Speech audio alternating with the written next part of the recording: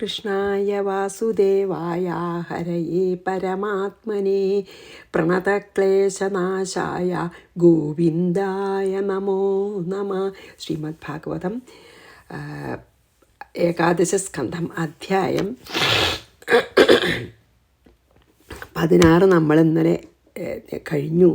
അപ്പോൾ സമയം കുറവായതുകൊണ്ട് അവസാനത്തെ ശ്ലോകം ശരിക്കും പറയാച്ചാൽ വളരെ നമുക്ക് ഉള്ളൊരു വളരെ നല്ല ഉപദേശമാണ്. ഉദ്ധവന് ഉപദേശിച്ച ആ ശ്ലോകത്തിലത്തെ അർത്ഥം നമുക്കും ഉൾക്കൊള്ളാൻ കഴിഞ്ഞാൽ വളരെ ഇതാണ്. അതിന് ഞാൻ ഇന്നലെ മുഴുവൻ പറയാൻ പറ്റിയില്ല, സമയക്കുറവുണ്ട്. അപ്പോൾ അതിൽ ആ ശ്ലോകം എന്താ, ഇന്നലത്തെ 16ാമത്തെ അവസാനത്തെ ശ്ലോകം, തസ്മാൻ മനോവച പ്രാണാൻ നിയച്ഛേത്മത്പരായണ മദ്ഭക്തിയുക്തയാ ബുദ്ധ്യാ തഥ പരിസമാപ്യതയെന്ന്. അതായത് എന്നെ പ്രാപിക്കാൻ അല്ലെങ്കിൽ ആത്മസാക്ഷാത്കാരം, ആത്മാവ് തന്നെയായ എന്നെ സാക്ഷാത്കരിക്കാൻ ആഗ്രഹിക്കുന്ന ആൾ സർവം ഈശ്വരമയം അല്ലെങ്കിൽ സർവം ബ്രഹ്മമയം എന്ന് അങ്ങനെ ഉറപ്പു വന്ന ഭക്തിയിലൂടെ മനസ്സിനെയും വാക്കിനെയും പ്രാണനെയും അടക്കണം. അങ്ങനെയുള്ള ആൾക്ക് പിന്നെ ഈ മായാബന്ധം, മായ കാരണമുള്ള സംസാരബന്ധം ഉണ്ടാവുകയില്ല എന്നാണ് പറഞ്ഞത്. അതിൻ്റെ അർത്ഥം അത്രയേ ഉള്ളൂ. എന്താ അർത്ഥം പറയുമ്പോൾ അത്രയേ ഉള്ളൂ. പക്ഷെ എന്താ, അത് നമുക്ക് വലിയൊരു ഇതാണ്. എന്താ പറയണമെന്ന് വെച്ചാൽ, ഈ നമുക്ക് എല്ലാറ്റിലും ഭഗവാനെ എപ്പോൾ കാണാൻ സാധിക്കാൻ തുടങ്ങിയോ അപ്പോൾ ഈ സംസാരഭ്രമം, അതായത് ദേഹാഭിമാനവും ഈ സംസാരം സത്യമാണ്, നിത്യമാണ് എന്നുള്ള വിചാരവും എല്ലാം നമുക്ക് ഇല്ലാതെയാവും. നമുക്കറിയാം വെച്ചാലും നമുക്കത് എപ്പോഴും വിചാരം ഉണ്ടല്ലോ. അത് എപ്പോഴാണ് ഇല്ലാതെയാവുക വെച്ചാൽ, നമ്മളൊക്കെ ഭഗവാനിൽ ഭഗവത് സാന്നിധ്യം എല്ലാറ്റിലും എല്ലാം ഈശ്വരമയായിട്ട് കാണാൻ സാധിക്കുമ്പോൾ മനസ്സിനെയും വാക്കിനെയും പ്രാണനെയും ഒക്കെ നിയന്ത്രിക്കുന്നതോടെ അങ്ങനെ ആവുന്നല്ലേ പറഞ്ഞ. പക്ഷെ അതെങ്ങനെയാണ് ചെയ്യുക വെച്ചാൽ, ഭക്തി കൂടെയാണ് അത് ചെയ്യാൻ ഏറ്റവും എളുപ്പം. അതന്നെ ഭഗവാൻ പറയണത്. പ്രത്യേകം പറഞ്ഞു അല്ലേ, മദ്ഭക്തിയുക്തം എന്ന് പറഞ്ഞു. അതായത് ഈ എന്നെ ആത്മസാക്ഷാത്കാരം ആഗ്രഹിക്കുന്ന ആൾ സർവം ബ്രഹ്മമയം എന്ന ബുദ്ധി ഉറപ്പിക്കുന്ന ഭക്തിയിലൂടെ, അത് ഉറപ്പിക്കുന്ന തരം ഭക്തിയാണ് വേണ്ടത്. അപ്പോൾ നമുക്ക് എങ്ങനെയാണ് ഇന്ദ്രിയങ്ങളെയും പ്രാണനെയും അടക്കുക എന്നാണ് ഭഗവാൻ പറയണത്, ഭക്തിയിലൂടെ. എന്നാൽ എന്താണ് ഭക്തി? സർവം ഭഗവാൻമയം അല്ലെങ്കിൽ സർവം ഭഗവന്മയം എന്ന് നമ്മളെ പിന്നെയും പിന്നെയും നമ്മുടെ ബുദ്ധിയെ പിന്നെയും പഠിപ്പിക്കൽ തന്നെയാണ് അത്ര ഭക്തി. പിന്നെയും നമ്മുടെ ബുദ്ധിയെ എന്താ, ഈ കാണുന്നതൊന്നും നാമരൂപങ്ങളാണ്, ബ്രഹ്മം തന്നെയാണ്. ഇപ്പോൾ ഒരു മൺചട്ടികളിലുള്ളതെല്ലാം മണ്ണാണ്. എല്ലാ സ്വർണ്ണാഭരണങ്ങളുടെയും സത്ത സ്വർണം മാത്രമാണ്, വിവിധ നാമരൂപങ്ങളാണെന്ന്. അതുപോലെ മനസ്സിനെ പറഞ്ഞ് പഠിപ്പിക്കണം, എല്ലാം ബ്രഹ്മം അല്ലെങ്കിൽ എല്ലാം ഈശ്വരനാണ്. ഇവിടെ ഈശാവാസ്യമിതം സർവം എന്നൊക്കെ ഉണ്ടല്ലോ, ഇത് മുഴുവൻ അകത്തും പുറത്തും എല്ലാം ഈ ഈശ്വരൻ മാത്രമേ ഉള്ളൂ. ഇത് നമ്മൾ മനസ്സിനെ പഠിപ്പിക്കണം. അതായത് ഈശ്വരനല്ലാതെ ഇവിടെ മറ്റാരും ഇല്ല തന്നെയാണ് ഈ ഒരു ശ്ലോകം കൊണ്ട് ഭഗവാൻ നമുക്ക് പറഞ്ഞു തരണം. അങ്ങനെ നമുക്ക് എപ്പോഴും നമ്മൾ മനസ്സിനെയും വാക്കിനെയും പ്രാണനെയും ഓർമ്മിപ്പിക്കണം, ഇവിടെ ഈശ്വരനല്ലാതെ മറ്റൊന്നില്ല. ഈശ്വരൻ അതെങ്ങനെ പറ്റുക? നമ്മൾ മനസ്സുകൊണ്ടൊക്കെ ഇമാജിൻ ചെയ്യുന്നതും കണ്ണുകൊണ്ട് കാണുന്നതും ഒക്കെ ഈശ്വരനാണ് എന്ന് ഉറപ്പിക്കണം, മനസ്സിനോട് പറഞ്ഞ് ബോധ്യാക്കണം. അപ്പോൾ ഇതിലുണ്ടല്ലോ, യാതൊന്നു കണ്ടതതു നാരായണ പ്രതിമ, അങ്ങനെ പിന്നെ ഉണ്ടല്ലോ, യാതൊന്നു ചെയ്വതതു നാരായണാർച്ചനകൾ, അതുപോലെ ആവണം. അതുപോലെ തന്നെ യാതൊന്നു കേൾപ്പത് നാരായണ ശ്രുതികൾ. അങ്ങനെ എല്ലാം ഞാൻ മനസ്സുകൊണ്ട് വിചാരിക്കുന്നതും കണ്ണുകൊണ്ട് കാണുന്നതും പിന്നെ ഞാൻ കാതുകൊണ്ട് കേൾക്കുന്നതും മൂക്കുകൊണ്ട് ഘ്രാണിക്കുന്നതും വാസനിക്കുന്നതും എല്ലാം നാരായണനാണെന്ന് മനസ്സിനെ പറഞ്ഞ് പഠിപ്പിക്കണം. ഞാൻ ചെയ്യുന്നതൊക്കെ നാരായണനുള്ള ഉപാസനയാണ്. അങ്ങനെ ആയാൽ ഈ എപ്പോഴും അപ്പം നമുക്ക് വേറെ ഒന്നിലേക്ക് മനസ്സ് പോവില്ല. ഇത് സാധ്യമായാൽ പിന്നെ നമ്മൾ ആ അഖണ്ഡ ബോധരൂപം തന്നെ ആയിത്തീരും. അപ്പോൾ അതുതന്നെയാണ് ആത്മസാക്ഷാത്കാരം എന്നാണ് ഈ ഒരൊറ്റ ഇതുകൊണ്ട് പറയണത്. ഭക്തി മാത്രമേ വേണ്ടൂ. ഭക്തി എന്താണെന്നും പറയണ്ടല്ലേ, എന്താ കാണുന്നത് എല്ലാറ്റിലും ഈശ്വരനെ കാണാൻ സാധിക്കണത് തന്നെയാണ് ഭക്തി എന്നാണ് പറഞ്ഞത് അല്ലേ. അപ്പോൾ ഈ ഒരു അധ്യായത്തിലത്തെ ഈ അവസാനത്തെ ശ്ലോകം മാത്രം നമുക്ക് ശരിക്കും ഉൾക്കൊള്ളാൻ കഴിഞ്ഞാൽ പിന്നെ യാതൊന്നും വേണ്ട. അതായത് എന്താണ്, ഏതൊരു വസ്തുവിനെയും, ഈ നമ്മൾ കാണുന്ന ഏതൊരു വസ്തുവിനെയും ഈശ്വര ബുദ്ധിയോടെ, ഈശ്വരനാണ് അതാണെന്ന് വിചാരിച്ച് ഭക്തി ശ്രദ്ധയും വിശ്വാസപൂർവം നമ്മളെ എല്ലാറ്റിനെയും ഉപാസിക്കുകയും ആരാധിക്കുകയും ചെയ്യാം. അങ്ങനെ ചെയ്താൽ നമ്മുടെ പ്രാണനും മനസ്സും എല്ലാം അടങ്ങും. നമ്മൾ ആ അഖണ്ഡ ബോധരൂപമായിട്ട് താതാത്മ്യം പ്രാപിക്കും. അതുതന്നെയാണ് മോക്ഷം എന്നാണ്. എല്ലാറ്റിലും ഈശ്വരനെ കാണാൻ മനസ്സിനെ പഠിപ്പിക്കൽ തന്നെയാണ് ഭക്തി എന്നാണ് ഇതിൽ പറഞ്ഞത് കേട്ടോ. ഇനി നമുക്ക് 17-ാം അധ്യായത്തിലേക്ക് നമ്മൾ കടക്കുകയാണ്. അപ്പോൾ 17-ാം അധ്യായത്തിൽ ഇനിയും ഉദ്ധവൻ ചോദിക്കണതൊക്കെയാണ്. അതായത് എന്താ പറയുക, പല പല വർണ്ണാശ്രമ ധർമ്മങ്ങളിലൊക്കെ ഉള്ള ആൾക്കാർക്കൊക്കെ, സാധാരണക്കാർക്കൊക്കെ എങ്ങനെയാണ് ഭക്തി അനുഷ്ഠിക്കുക എന്നാണ് പറഞ്ഞത്. ഭക്തി കൊണ്ട് പറ്റുമെന്ന് പറഞ്ഞല്ലോ അപ്പോൾ അല്ലേ. എന്താണ് ഭക്തി എന്ന് ചുരുക്കി പറഞ്ഞു. എല്ലാറ്റിലും ഭഗവാനെ കാണാൻ മനസ്സിനെ പഠിപ്പിക്കലാണ് ഭക്തി എന്ന് പറഞ്ഞു അല്ലേ. ഇനി ആ ഭക്തി അനുഷ്ഠിക്കുക എങ്ങനെയാണെന്ന് കുറച്ചും കൂടി ഉദ്ധവൻ ചോദിക്കാൻ പോവുകയാണ്. അപ്പോൾ നമുക്ക് ഓം നമോ ഭഗവതേ വാസുദേവായ 17-ാം അധ്യായം 1-ാം ശ്ലോകം. ഉദ്ധവ ഉവാച. ഉദ്ധവൻ്റെ ചോദ്യമാണ് ഇതിൽ വരണത്. 2 ശ്ലോകം, ആദ്യത്തെ 2 ശ്ലോകം ഒന്നിച്ച് ചെയ്താലാണ് നമുക്ക് എളുപ്പം ആ ഉദ്ധവൻ്റെ ചോദ്യം ഒന്നിച്ചാവണത്. അപ്പോൾ നമുക്ക് ആദ്യത്തെ 2 ശ്ലോകം ഒന്നിച്ച് വായിക്കാം. ഉദ്ധവ ഉവാച.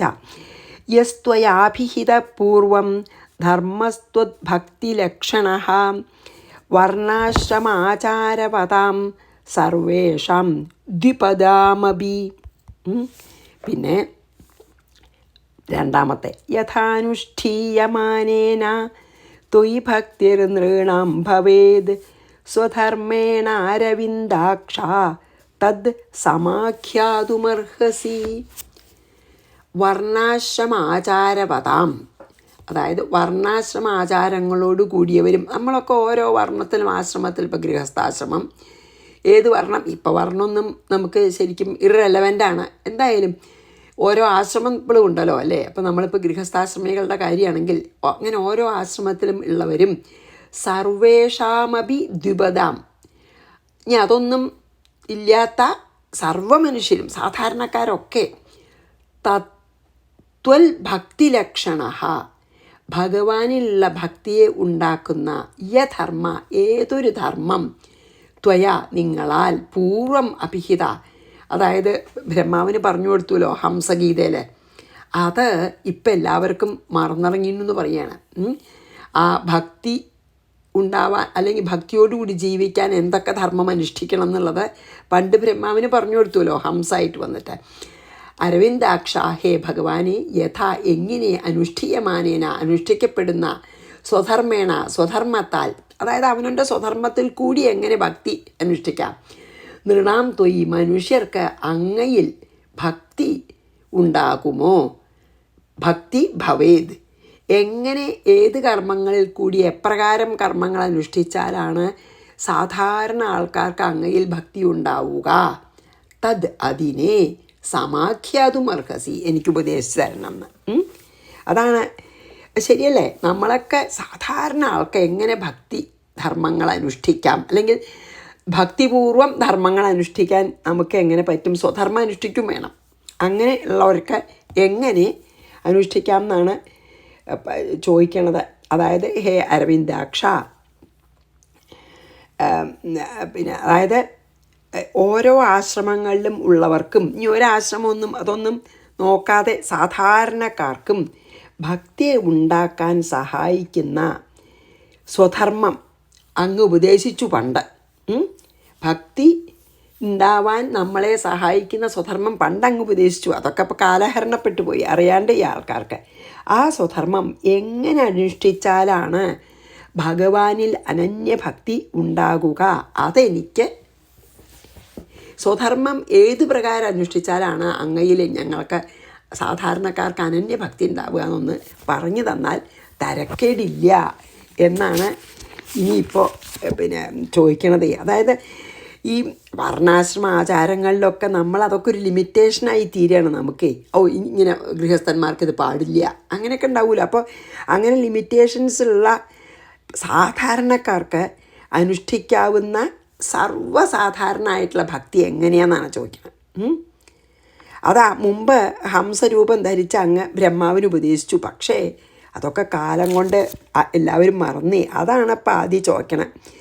അതായത് അങ്ങയുടെ ഭക്തി വർദ്ധിക്കാൻ, അങ്ങയിലുള്ള ഭക്തി വർദ്ധിക്കാൻ ഓരോരുത്തരും എങ്ങനെയൊക്കെയുള്ള ധർമ്മമാണ് അനുഷ്ഠിക്കേണ്ടത്? അതാണ് കേട്ടോ ചോദ്യം ഉദ്ധവരുടെ. ഉദ്ധവ ഉവാച യസ്ത്വയാഭിഹിത പൂർവം ധർമ്മസ്ത്വദ്ഭക്തിലക്ഷണ വർണ്ണാശ്രമാചാരവതാം സർവേഷാം ദ്വിപദാം അഭി യഥാനുഷ്ഠീയമാനേന ത്വയി ഭക്തിർനൃണാം ഭവേദ് സ്വധർമ്മേണ അരവിന്ദാക്ഷ തദ് സമാഖ്യാതുമർഹസി. അതായത് ഇന്നത് മുമ്പ് പറഞ്ഞതല്ലേ ഇനി എന്തിനാ പറയണമെന്ന് ഭഗവാൻ വിചാരിക്കേണ്ട. അതൊക്കെ കാലഹരണപ്പെട്ടു പോയി പറയാണ്. പുരാ കില മഹാബാഹോ ധർമ്മം പരമകം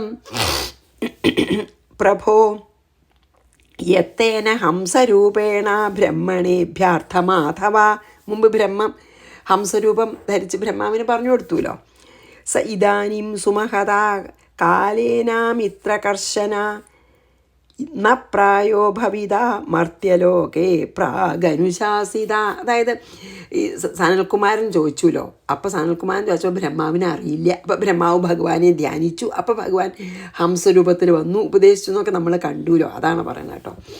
മഹാബാഹോ പ്രഭോ, അതായത് മഹാബാഹു പറഞ്ഞാൽ വലിയ നീളമുള്ള കൈയോടുകൂടിയവൻ, അല്ലെ ആജാനബാഹുവായും പ്രഭുവും അമിത്രകർശന മാധവ ശത്രുക്കളെ സംഹാരം ചെയ്യുന്നവനുമായ ഹേ ഭഗവാനെ പുര മുമ്പൊരിക്കൽ ബ്രഹ്മാവിനായിക്കൊണ്ട് തേന ഹംസരൂപേണ അങ്ങ് ഹംസരൂപം എടുത്ത് യത് പരമകം ധർമ്മം ഈ ധർമ്മത്തെ അഭ്യർത്ഥ ഭഗവാൻ ഉപദേശിച്ചുവോ പ്രാക് അപ്രകാരം ഉപദേശിക്കൂ.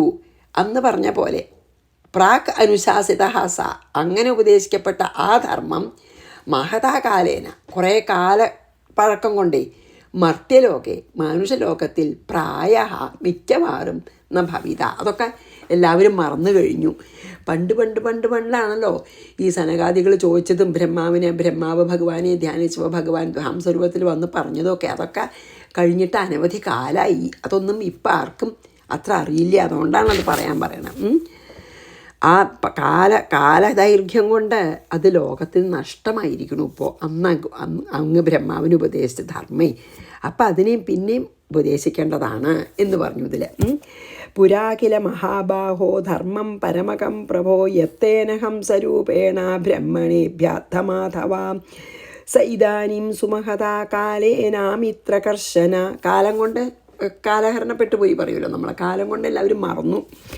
ന പ്രായോ ഭവിത മർത്യലോകേ പ്രാഗനുശാസിത. അതുകൊണ്ട് ഒന്നും കൂടിയും പറയേണ്ടതായിട്ട് വരുന്നുണ്ടെന്ന് പറയാണ്.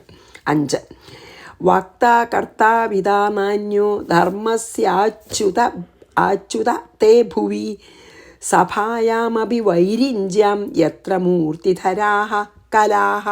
അങ്ങനെ എന്താ കാരണം പറയുകയാണ് അതിന് അങ്ങനെ കാലഹരണപ്പെട്ടു പോകാൻ. അച്യുത ഹേ അച്യുത എത്ര എവിടെ കലാഹ, അതായത് വേദം മുതലായ വിദ്യകളെയാണ് അപ്പം ഇവിടെ കല പറഞ്ഞത്. മൂർത്തിധരാഹ ശരീരം ധരിച്ചു കൊണ്ടിരിക്കുന്നുവോ. വൈരിഞ്ച്യം ആ ബ്രഹ്മസദസ്സിൽ സഭായാമപി ധർമ്മസ്യ ആ ബ്രഹ്മസദസ്സിൽ പോലും വൈരിഞ്ച്യം സഭായാമപി ആ ബ്രഹ്മസദസ്സിൽ പോലും ധർമ്മസ്യ ധർമ്മത്തിനെ വക്ത ഉപദേശിക്കുന്നവനും കർത്ത അനുഷ്ഠിക്കുന്നവനും അവിത രക്ഷിക്കുന്നവനും. അവിതാച്ച രക്ഷിക്കുന്നവനാണ്. തേ അന്യഹ എന്ന ഭവാനല്ലാതെ അന്യനൊരുത്തനില്ല ഭൂവി. ഇതിരിക്കുമ്പോൾ ഈ ഭൂലോകത്തിൽ വേറെ ആരോടും ചോദിക്കാൻ പറ്റില്ല എന്ന് പറയാണ് ഇതിൽ. ഭഗവാനാണ് ഇതിന് ഉത്തരം തരാൻ ഏറ്റവും അർഹനായിട്ടുള്ള ആളാന്ന് സ്ഥാപിക്കുകയാണ്. അതായത് ഹേ ഭഗവാനെ സർവവിദ്യകളും സർവവിദ്യകളും സ്വരൂപമെടുത്ത് ഉള്ള ആ ബ്രഹ്മസഭയിൽ പോലും ധർമ്മം ഉപദേശിക്കാൻ ഭഗവാൻ വേണ്ടി വന്നു. ബ്രഹ്മാവിന് അറിയില്ല. അപ്പോൾ എല്ലാ വേദങ്ങളും അറിയുന്ന വലിയ വലിയ മഹാത്മാക്കൾ അടങ്ങുന്ന ബ്രഹ്മസദസ്സിൽ പോലും ധർമ്മം ഉപദേശിക്കാനും ധർമ്മം അനുഷ്ഠിക്കാനും ധർമ്മത്തെ രക്ഷിക്കാനുമായിട്ട് ഭഗവാൻ തന്നെയാണ് ഉള്ളത്. അപ്പോൾ ഭഗവാനോളം എനിക്ക് ഈ ഉപദേശം നൽകാൻ അർഹതയുള്ളത് വേറെ ആരുമില്ല. കാരണം ധർമ്മം ലോകത്തിന് മുഴുവൻ കാത്തു രക്ഷിക്കുകയും ധർമ്മ ഉപദേശിക്കുകയും ധർമ്മം സ്വരൂപമായി നിൽക്കുകയും ചെയ്യുന്ന ആളല്ലേ. അതാണ് പറഞ്ഞേട്ടോ. അതായത് ഭഗവാൻ തന്നെ പറഞ്ഞു തരണം പറയാണ്. വക്താ കർത്താ വിധാനാന്യോ ധർമ്മസ്യാച്യുത തേ ഭുവി സഭായാമപി വൈരിഞ്ച്യം. അതായത് ബ്രഹ്മാവിൻ്റെ സഭയിൽ കൂടി ധർമ്മം ഉപദേശിക്കാൻ ഭഗവാൻ വേണ്ടി വന്നുല്ലോ. യത്ര മൂർത്തിധരാഹ കലാഹ കർത്താവിത്ര പ്രവക്ത്ര ച ഭവതാ മധുസൂദന ത്യക്രേ മഹീതലേ ദേവ വിനഷ്ടം ക പ്രവക്ഷ്യതി. ദേവ മധുസൂദന, അതായത് ഹേ മധുസൂദനായിട്ടുള്ള ഭഗവാനെ, മധു എന്ന രാക്ഷസനെ വധിച്ച ആളല്ലേ കർത്ര. ധർമ്മം അനുഷ്ഠിക്കുന്നവരും, അതാണ് കർത്താവ്. അവിത്ര, ധർമ്മത്തെ രക്ഷിക്കുന്നവനും പ്രവക്ത, ഉപദേശിക്കുന്നവനുമായ ഭവാനാൽ മഹീതലെ ത്യക്വ, അങ്ങിപ്പോൾ പോവാൻ ഭാവിക്കുകയാണല്ലോ ഈ അവതാരോദ്ദേശം കഴിഞ്ഞിട്ട്. അപ്പം അങ്ങനെ ധർമ്മം അനുഷ്ഠിക്കുകയും രക്ഷിക്കുകയും ഉപദേശിക്കുകയും ചെയ്യണ അങ്ങ് മഹീതലെ ത്യക്വ, ഈ മഹീതലം ഭൂമി വിട്ടു പോകുമ്പോൾ വിനഷ്ടം നശിച്ചുപോയ ധർമ്മത്തിനെ ക പ്രവക്ഷതി, ആരാണ് ഉപദേശിക്കുക? അപ്പം അതും കൂടി ഉപദേശിച്ചിട്ടേ അങ്ങ് പോവാവൂ പറയാണ്. അതാണ് ഉദ്ധവൻ പറയണതേ. അത് ശരിയല്ലേ? എത്ര ശരിയാണ്. കാരണം ധർമ്മം അനുഷ്ഠിക്കുന്ന ആളാണ്, ധർമ്മം രക്ഷിക്കുന്ന ആളാണ്, ധർമ്മം ഉപദേശിക്കുന്ന ആളാണ് അങ്ങ്. അങ്ങനെയുള്ള അങ്ങ് ഇതാ ഇപ്പോൾ അവതാരോദ്ദേശം കഴിഞ്ഞ് പോവാൻ ഭാവിക്കല്ലേ. അപ്പോൾ ആ കാലം കൊണ്ട് നഷ്ടപ്പെട്ടു പോയ ആ ധർമ്മത്തിനെ ആരാണ് അങ്ങല്ലാതെ ഉപദേശിക്കുക? അത് ഭൂമിക്ക് നഷ്ടപ്പെട്ടു കഴിഞ്ഞു. അപ്പം അത് അങ്ങ് ഉപദേശിക്കാതെ പോയാൽ ഒരിക്കലും ഭൂമിക്ക് ഇനി അത് ആരും കൊടുക്കാനില്ല ആ ധർമ്മം ഉപദേശിക്കാൻ. അതുകൊണ്ട് അത് ഉപദേശിച്ച് തരണം എന്ന് പറയണം. അതായത് ഭഗവാനല്ലാതെ അത് ഉപദേശിക്കാൻ ആർക്കും കഴിവില്ല, അതുകൊണ്ട് ഉപദേശിക്കണം. അതാണ് ഉദ്ധവൻ പറയണത്. കർത്താവിത്ര പ്രവക്ത്ര ച ഭവതാ മധുസൂദന ത്യക്തേ മഹീതലേ, മഹീതലം വിട്ടുപോയാലേ ദേവ വിനഷ്ടം കപ്രവക്ഷ്യതി, നഷ്ടപ്പെട്ടു പോയ ഭൂമിക്ക് അത് ആര് പറഞ്ഞു കൊടുക്കും ഈ ധർമ്മം? അതാണ്. ഇനി 7, സ ത്വം നഹ സർവധർമ്മജ്ഞ ധർമ്മസ്ത്വദ്ഭക്തിലക്ഷണ യഥാ യസ്യ വിധീയേത തഥാ വർണ്ണയമേ പ്രഭോ. ഒക്കെ എനിക്ക് പറഞ്ഞു തരാൻ നോക്കൂ. തത്സർവ ധർമ്മജ്ഞ പ്രഭോ, അതിനാൽ സകലധർമ്മം തന്നെ രൂപം പോണ്ട ഹേ ഭഗവാനെ, പ്രഭു എന്നാ വിളിക്കണം. ത്വദ്ഭക്തി ലക്ഷണ, അങ്ങയുടെ ഭക്തി സാധനമായ ധർമ്മം, ഭക്തി സാധന ലക്ഷണമായ ധർമ്മം ഭവത്, അതായത് അങ്ങയുടെ ഭക്തി സാധന ലക്ഷണമായ ആ ധർമ്മം മനുഷ്യരായ ഞങ്ങളിൽ, സാധാരണക്കാരായ ഞങ്ങളിൽ യസ്യ ഒരാൾക്ക് യഥാ എങ്ങനെ വിധിക്കാമോ തഥാ അതിനെ മേ വർണ്ണയ എനിക്ക് ഉപദേശിച്ചു തരുമെന്ന്. എന്താണ് പറഞ്ഞത് വെച്ചാൽ, എല്ലാ ധർമ്മത്തിൻ്റെയും രഹസ്യം അറിയുന്നവനും സർവജ്ഞനും ധർമ്മസ്വരൂപിയും, ധർമ്മം തന്നെ സ്വരൂപം പൂണ്ട ഭഗവാൻ. അതുകൊണ്ട് അങ്ങയുടെ പാതാരവിന്ദങ്ങളിൽ വർദ്ധിപ്പിക്കുന്ന ധർമ്മം, അങ്ങയുടെ പാതാരവിന്ദങ്ങളിലുള്ള ഭക്തി വർദ്ധിപ്പിക്കുന്ന തരത്തിലുള്ള ധർമ്മം ഒരാളെ എങ്ങനെ അനുഷ്ഠിക്കണമെന്ന് ഒന്ന് എനിക്ക് പറഞ്ഞു തരണം എന്ന് പറയണം. എന്ത് ധർമ്മം അനുഷ്ഠിച്ചാലാണ് അങ്ങയുടെ പാതാരവിന്ദങ്ങളിലുള്ള ഭക്തി വർദ്ധിക്കുക? സാധാരണക്കാർക്ക് എന്ത് ധർമ്മം അനുഷ്ഠിച്ചാലാണ് അങ്ങയുടെ പാതാരവിന്ദങ്ങളിലുള്ള ഭക്തി വർദ്ധിക്കുക? ആ ധർമ്മം അങ്ങ് എനിക്ക് ഉപദേശിച്ച് തരണേ. കാരണം അങ്ങ് സർവ്വധർമ്മ രഹസ്യം അറിയുന്ന ആളാണ്, ധർമ്മസ്വരൂപിയാണ് അല്ലേ. അപ്പം അതുകൊണ്ട് എനിക്ക് ഭഗവാൻ ഉപദേശിച്ച് തരണം എന്ന് പറയുകയാണ്. ഇനി ശുഖബ്രഹ്മർഷി പറയുന്നതാണ് ഒരു ശ്ലോകം കേട്ടോ.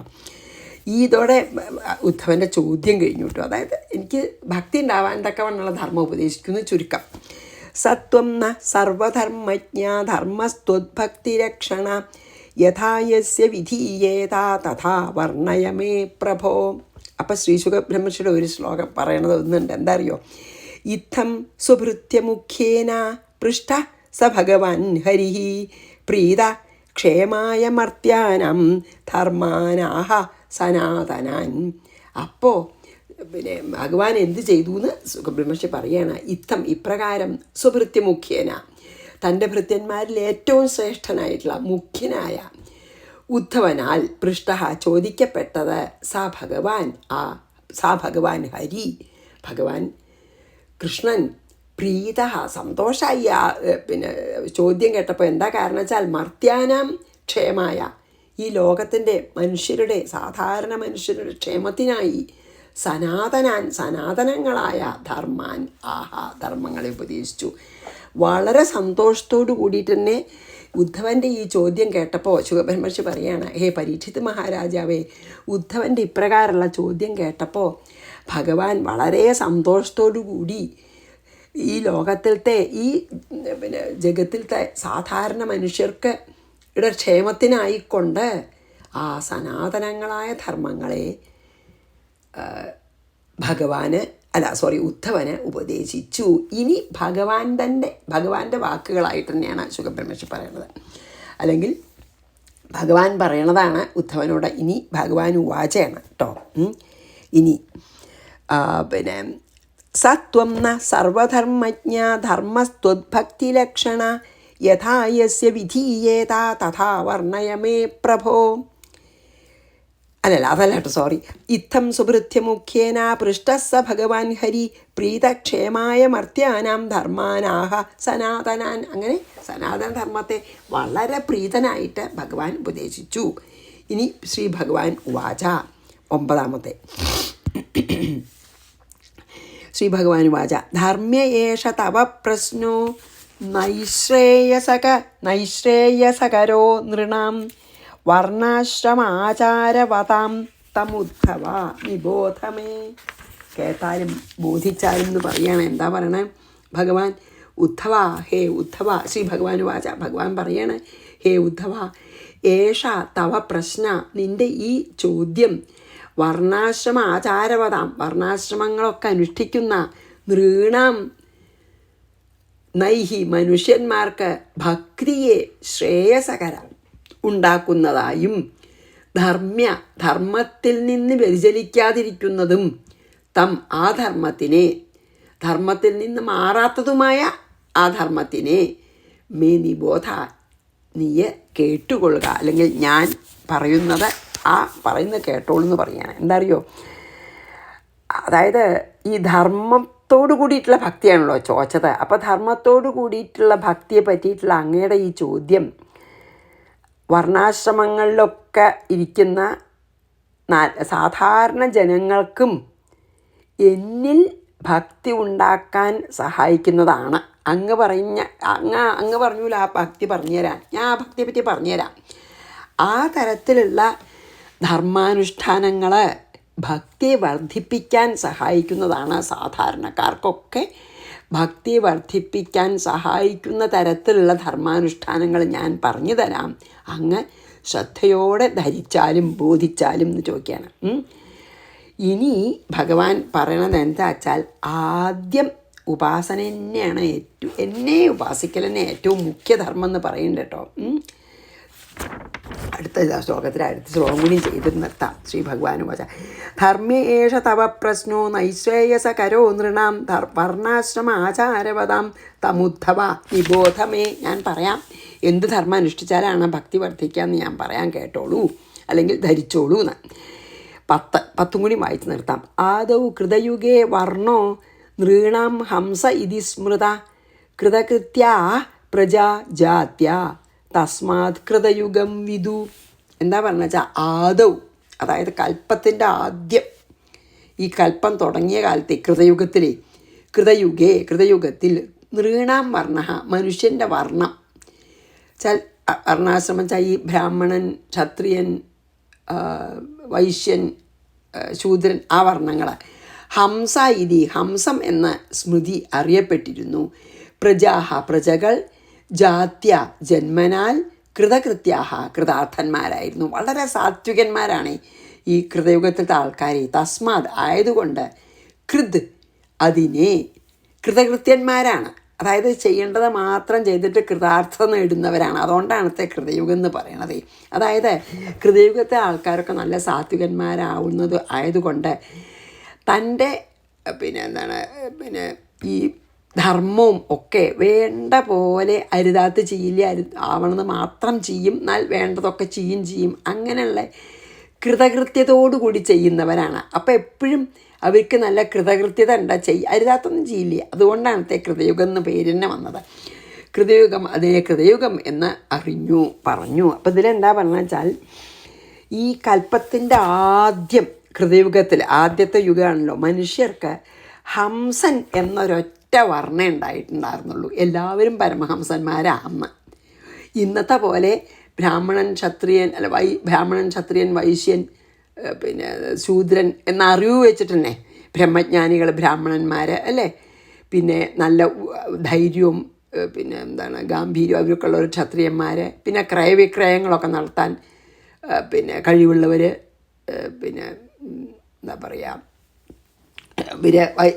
വൈശ്യന്മാർ, പിന്നെ അതിനൊന്നും കഴിവില്ല, എല്ലാവരും സെർവ് ചെയ്യാൻ മാത്രം അത് ശൂദ്രന്മാർ. അതൊക്കെ സ്വഭാവം കൊണ്ടാണ്, ജന്മനാലല്ല കേട്ടോ, അത് വിചാരിക്കണം. എനിവേ അന്ന് അങ്ങനെ ജന്മനാൽ ആരെയും വിഭജിക്കേണ്ട കാര്യം ഉണ്ടായിരുന്നില്ല. എല്ലാവരും പരമഹംസന്മാരായിരുന്നു കൃതയുഗത്തിൽ. അപ്പോൾ കൃതയുഗം പ്രജകളൊക്കെ നല്ല കൃതകൃത്യരായിരുന്നു എല്ലാവരും. അതുകൊണ്ടാണ് ആ യുഗത്തിന് കൃതയുഗം എന്ന് പറഞ്ഞതെന്ന് പറഞ്ഞിട്ട് നമുക്കിന്ന് ഇവിടെ നിർത്താം കേട്ടോ. ആദവ് കൃതയുഗേ എല്ലാവരുടെയും പേര് ഹംസന്ന, 4 വർണ്ണങ്ങളില്ല, എല്ലാവരും പരമഹംസന്മാർ, അത്ര സാത്വികന്മാരെ. ആദൗ കൃതയുഗേ വർണ്ണോ നൃണാം ഹംസ ഇതി സ്മൃത കൃതകൃത്യാഹ പ്രജാജാത്യ തസ്മാത് കൃതയുഗം വിദുഹു. ശ്രീകൃഷ്ണാർപ്പണമസ്തു. സർവത്ര ഗോവിന്ദനാമ സങ്കീർത്തനം. ഗോവിന്ദ ഗോവിന്ദ. ഗുരുവായൂരപ്പ ശരണം. സമസ്താപരാധം ക്ഷമസ്വ മേ.